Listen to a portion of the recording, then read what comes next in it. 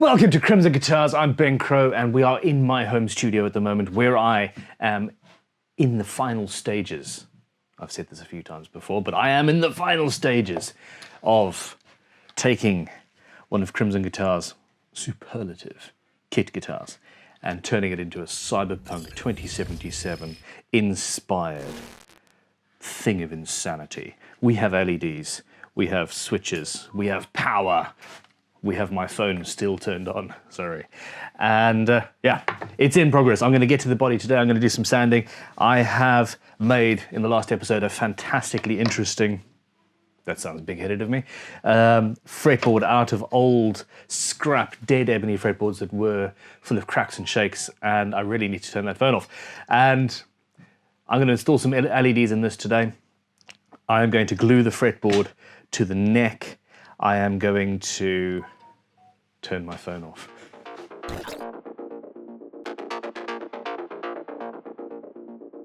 Burn it. Haha, yay! Without further ado. LEDs. So at the end of the last video, I thought I had suggested that I would put the LEDs in at an angle so that they're pointing up. I have since gone and actually thought about how I play guitar for the first time in like 20 years. And I do think that that would be a little uncomfortable.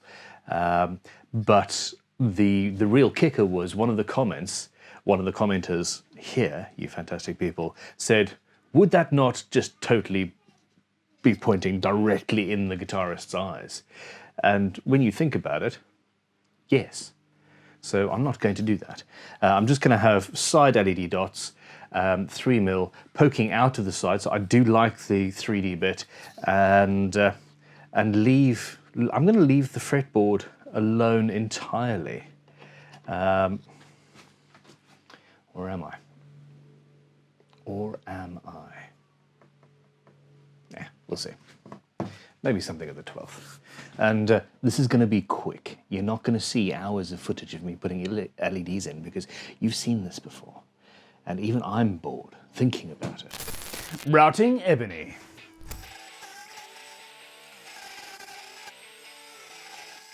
Drilling.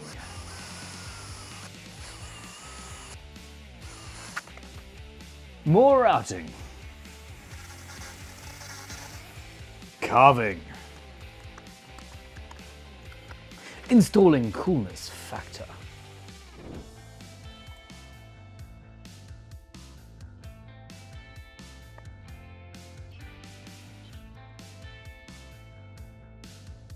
Engaging coffee break. Here's some chickens to keep you company. Soldering.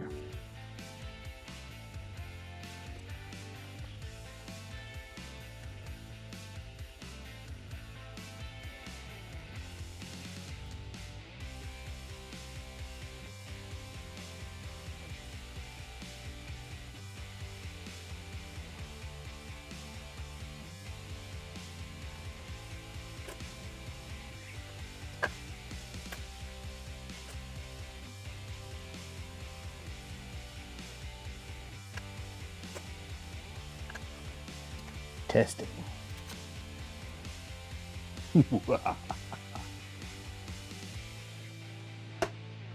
Okay, evening has fallen, and here is where we are at. I'm very happy. This is what happens when you do the same thing a few times. It's a little bit tidier. I'm happier with the end result. This is gonna go underneath the nut and then come out externally, I think.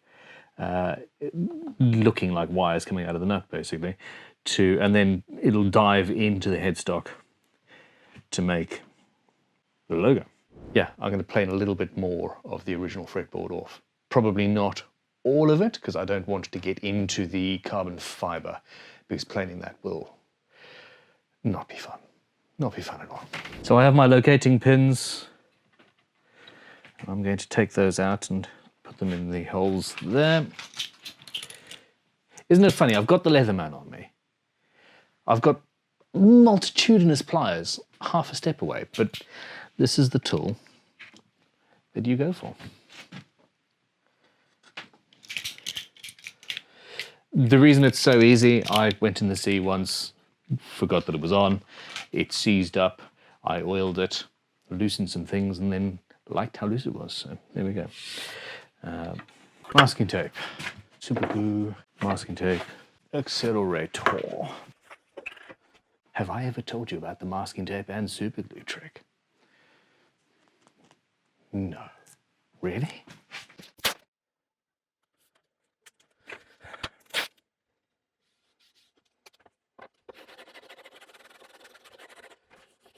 This does not work very well on cork.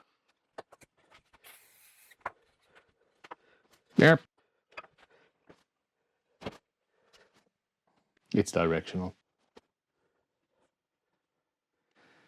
Okay, it's 10 to 9 at night. And I'm being stalked by a 5-year-old boy who wants me to let him into the kids' Lego studio. Yes, my kids are intensely lucky. However, I think Mummy has said no, seeing as it's bedtime and all. And I think I'm going to have to go and do some parenting now while this glue cures. Wish me luck. You're going to be my window child. No. Daddy, back in the day when you were young. Back in the day when I was young. People that made guitar. People that made guitars and put it on and put it on YouTube and then put it on Instagram. When I was young, YouTube didn't exist. Neither did Instagram. No, I mean when you were a little bit older. I'm glad you do. And you also love your child more than anything else. That's not true. You love Me. Dan DTM and Yeah, but I don't love them as much as you because you're my father. When I was really young, I didn't even know me, but I didn't.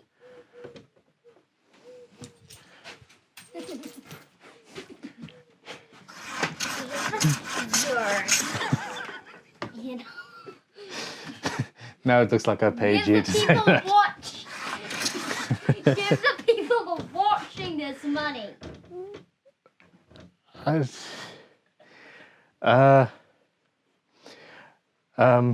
could give them a discount coupon for Crimson Guitars, maybe. No. Okay, no, shush now. Okay, fine. So here we go. If this is actually making it to camera, a coupon code is going to flash up on the screen now for the next 20 seconds or so, and it will give you 5% off. Do you know what? 10% off any guitar building course apart from the 3-month course.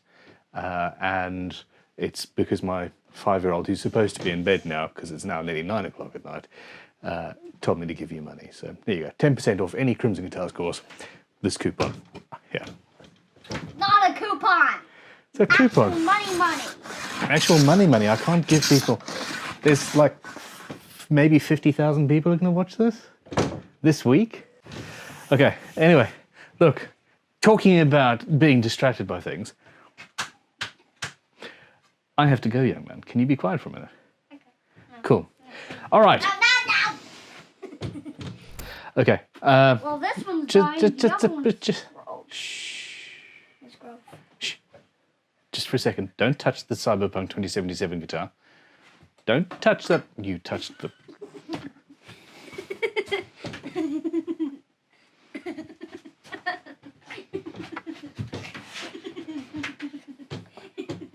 It's not that I don't trust you, but I don't trust you. Please excuse me. I need to evict this child.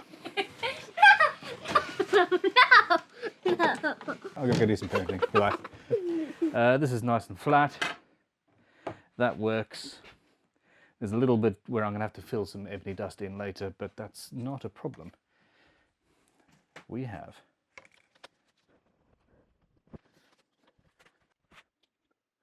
bit good. Glue, clamping core, cramps. We're good to go. That fits nicely now.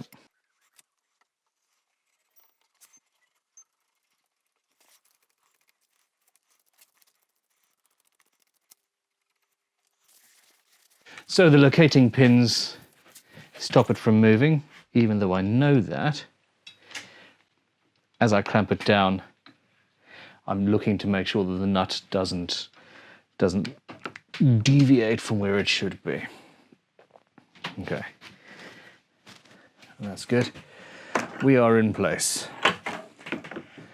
So now, something that I've been told, and didn't know before actually, was that if you, and I was told in a snarky comment on a YouTube video, that essentially, apparently, if you put a clamp on the end and a clamp on the end and then work towards the middle, you are likely to create bow in the neck. And it sounds plausible. Let me know what do you think. Anyway.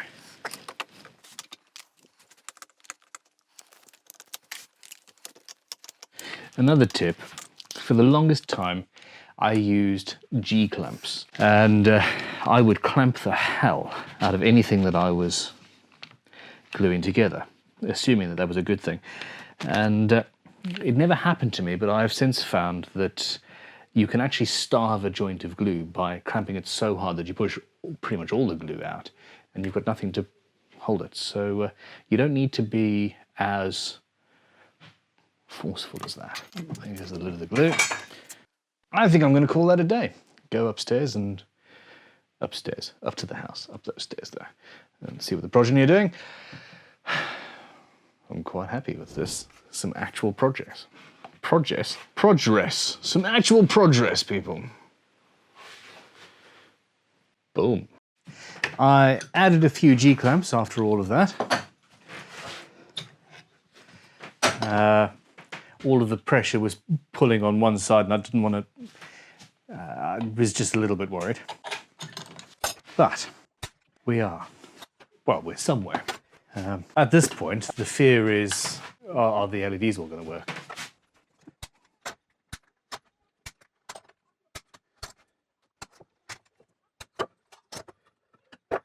The moment of truth. Ha! Success. Okay, I don't mind saying that was a little bit scary. Well, on to fretting. We are going to have to check how straight the neck is, how straight the fretboard is. I'm convinced I'm going to have to do some planing now that it is in situ. I will have to cut the fret slots a little bit deeper and finish the fretboard, so sand it down to the final finish. I'm not going to do any inlays or anything. I love the simplicity of it against the complexity of the body. I think it's quite cool. And also, well, frankly, I need to get on with the next project. So this is coming to a natural end. All right. That's got a little bit of relief, which is exactly what I expected. Basically, down this end, well, it's a little bit of relief, but that's fine. I can sort that out. Hell, I could sort it out with a truss rod if I wanted to. Okay, sander. Yes. Okay. I have been looking forward to this no end.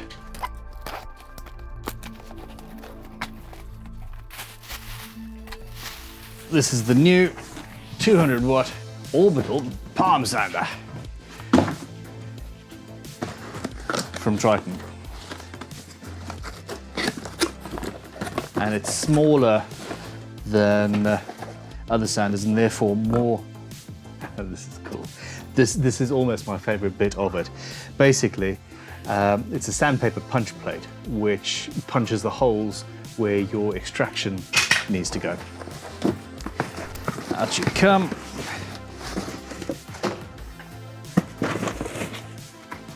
Instructions, paper, the box she's got. These bags that they come with are just so much more useful than... Look at that. Now, I wanted this specifically because I've got lots of square edges that need sanding and edges in there where that will be absolutely perfect. Looking forward to trying it out. Fantastic dust collection unit. There we go. It's a little bit chunky here. I suppose after prolonged use that could get a bit painful. Most of the time you're going to be like that anyway. So here we go. Obviously the paper that comes with it already breathes through, but you'll cut your own pieces off and be done. Okay, eating grit. And to my shame, some of the super glue went through the masking tape in the middle.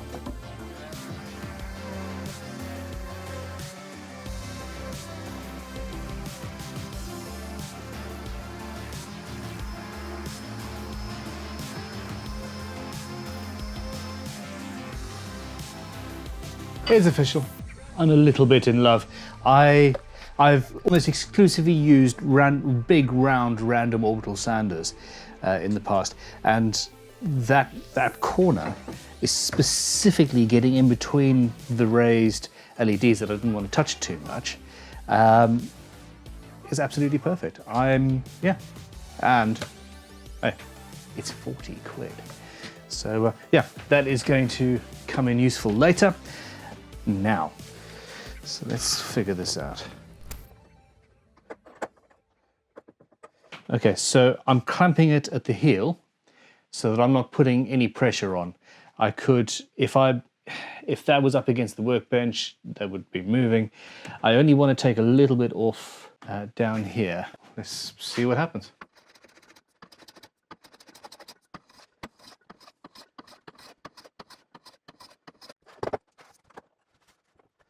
Much better. I think I'm going to finish off with a leveling beam. One of the most useful tools in my arsenal. I'm not putting very much pressure on at all. That being said, always support the neck when you're working on it.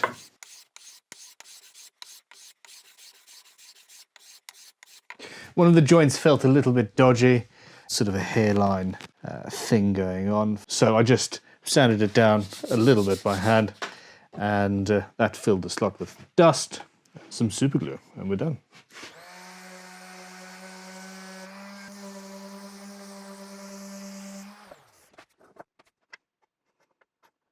Pretty much perfectly flat. And because I've been messing around with it, do not forget to check the radius as well. So I've got a perfect 10-inch radius there, going to 12 at the end. So it's going to be good for cord work up here and better for bends, etc. Up in the dusty end. I've added about 1 millimeter of material as well, and I really like it. It feels just a little chunkier. It's a noticeable difference though. On to the fret slots. I am going to take my fret saw, put a piece of masking tape on it to act as my guide to how deep I want to go. While you can, on the Crimson fret saws, put a piece of Perspex on or something to act as a physical hard stop. Personally, I find that just gets in the way of when you're trying to actually look at the cut that you're making when you initially start. I'd rather just have a piece of masking tape there.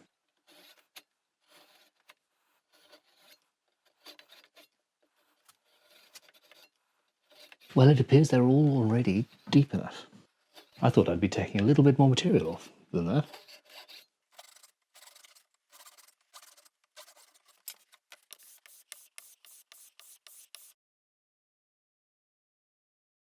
Tip of the day, always damp down your fretboards. Holy crap, that looks gorgeous. Okay. Yes. Lightly wet your fretboard. As it dries, the grain will be raised, and then you can sand it down again. Do that 2 or 3 times, and this also goes for, well, anything that you're going to sand that then has finish on it at some point. It will get you a much, much smoother, better finish in the end. Especially since this time, instead of using super glue or anything, I'm going to use just standard PVA inside of the fret slots. It's not to glue the frets in, it is just to fill those gaps. I want as solid of a fretboard as possible, especially since I've got all sorts of gaps where we have LEDs and stuff. So, yeah, if there's a little tiny bit of strength that I can gain by doing that, then I will gain that strength. So whenever I do a fret job, I always start with a triangular file. It just opens the fret slot just enough that the tang of the fret goes in nice and straight and easy. If it's got hard edges, you can sometimes put the tang in at an angle, and this will basically mess up your entire day. And there it is, just a standard triangular file.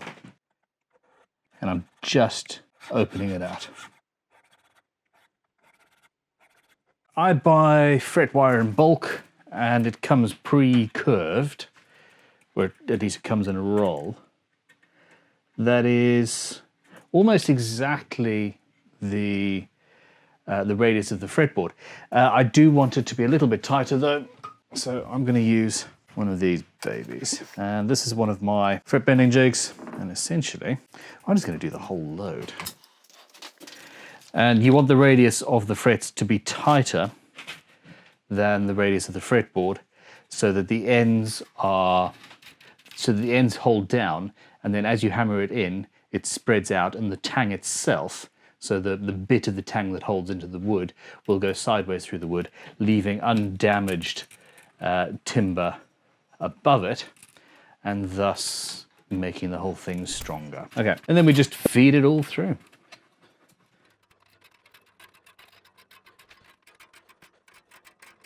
I'm rather enjoying this noise. There we go. Perfection. Moxie. No, that's finishing well. Get. Out you go. Gosh, you're a gorgeous puppy. At this stage, you've got some nicely radiused wire. It's tighter than the radius of the fretboard so essentially it is sitting up in the middle of the fretboard by 3 or 4 millimeters. And we need to chop them to length. And for that, I actually use my Crimson, again, of course, fret end cutters. Now, the one thing I would say is they have been ground precisely flat and perfect, which means that the edge is a little bit more delicate than your average wire cutters.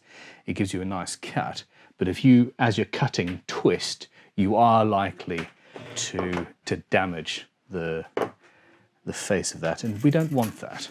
So you clamp the neck onto the bench, like so, and then essentially come along here. Now I always leave 3 or 4 millimeters excess.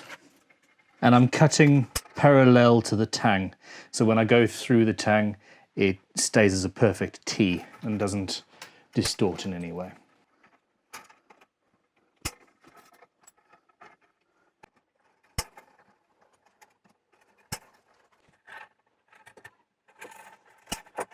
So now we have a nice line of frets that's going to bounce everywhere when you hammer them in. So basically, do like so. Oh no. And they're in order and immobile. On with the noise. We want to support the neck as much as possible. We'll move the clamping caul that whole area. And then when we're off the end, I'll move it there and just hammer it like that. It allows for a better seating, shall we say. I'm going to start up with the nut. Now, as I said earlier, I am going to flood the slot with wood glue. That's there literally just to fill the slot and add some strength. So to be as clean and tidy as possible, I have a syringe, and I'm essentially going to, I really should just take the needle off to do this. Poop, poop, poop. Forethought and planning. And I thought to myself, you should take the needle off. But then I also thought, it's going to be so messy. I might as well just use the needle. And then it didn't work. And now I'm doing it this way, which is also just annoying and sore. But hey, so meow. That will be more than enough. So yeah, I'm just going to syringe this all in, slowly and carefully. There will be a little bit of cleanup, but not too much. Go on, in you go. Anyway, let's see. There we go. First fret, hold them by the ends, You sort of locate it in, and that's now located because I've got that chamfer that we already put in. Now I support it in the middle of the fret, whack it at either end, and then you massage it through from the middle outside. It's obviously much easier with a neck that hasn't been carved already. Putting a finger on here is not necessary, but it helps you feel if the opposite end where you're hammering is lifting up, which is obviously a no-no, and that would show that your slot has got issues.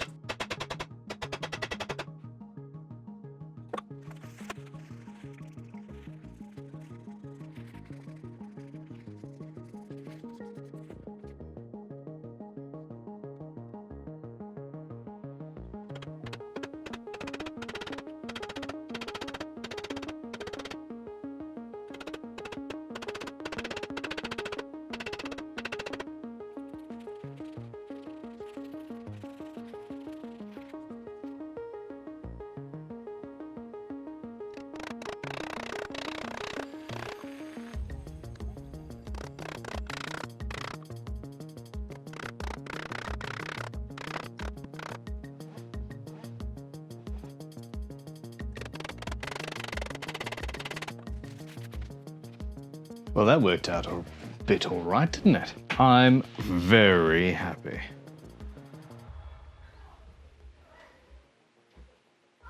So, as I explained earlier, when you're using fret end cutters, oh my gosh, I think I just ran out of coffee. When you're using fret end cutters, cut perpendicular to the tang and be gentle, you'll be all right. So I put my thumb on them there.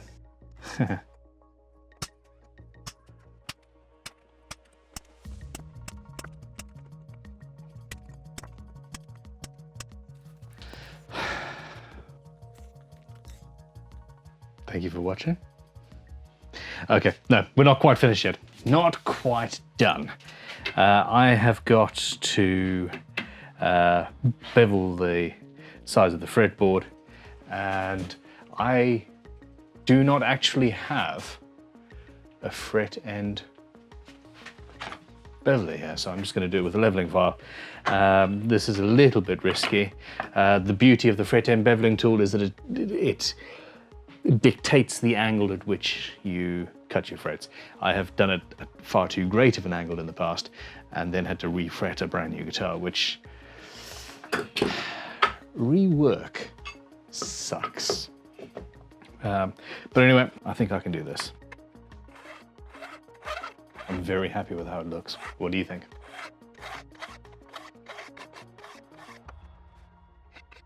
Okay. Two things. There are two things to do at this point.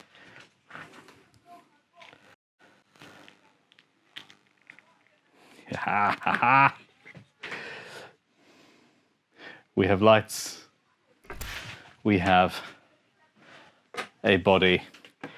There's still that there, so I can't put it all the way in. But we're getting an idea of what this guitar is going to look like.